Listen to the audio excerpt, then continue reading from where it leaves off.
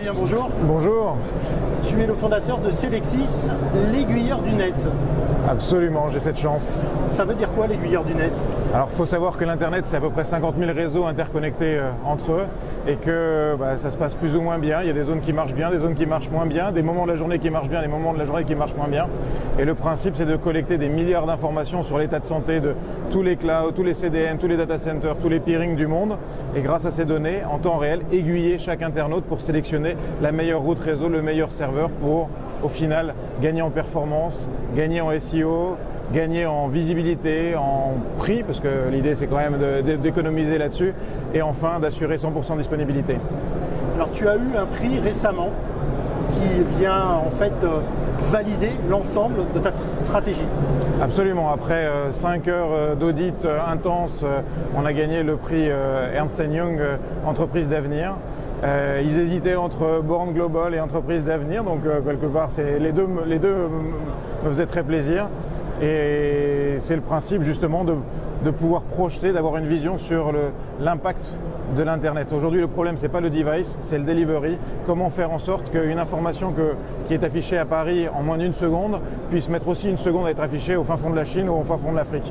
Et donc, on a mis en place toute cette stratégie qui permet, en s'appuyant sur plusieurs prestataires, plusieurs clouds, plusieurs CDN, d'assurer la haute disponibilité de bout en bout, alors qu'on s'appuie quand même sur un réseau best effort. J'ai envie de poser une question peut-être provocante, mais quel est l'intérêt notamment pour des sites de e-commerce? En 2006, Amazon annonçait que 100 millisecondes de perdu, c'était 1% des ventes. Ça date. Et c'est resté un petit peu. Tout le monde se doute que la performance est importante. Aujourd'hui, on lance une nouvelle solution qui s'appelle Impact, qui est l'idée de corréler les temps de chargement des pages au KPI métier. Donc par exemple, un internaute qui met 2 secondes à afficher une page va avoir un taux de transfo qui va être entre 5-7%. Par contre, un internaute qui va mettre 5 secondes va avoir un taux de transfo qui va descendre aux alentours de 2,5%.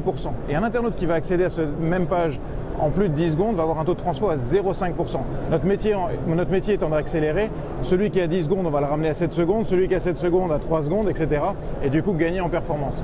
Si on prend après le taux d'abandon, on voit bien qu'un internaute qui accède, des internautes qui accèdent sur la page produit en 10 secondes, ceux qui mettent le produit dans le panier, en moyenne, ils sont à 6 secondes. Par contre, ceux qui ont abandonné sont plutôt aux alentours de 13 secondes.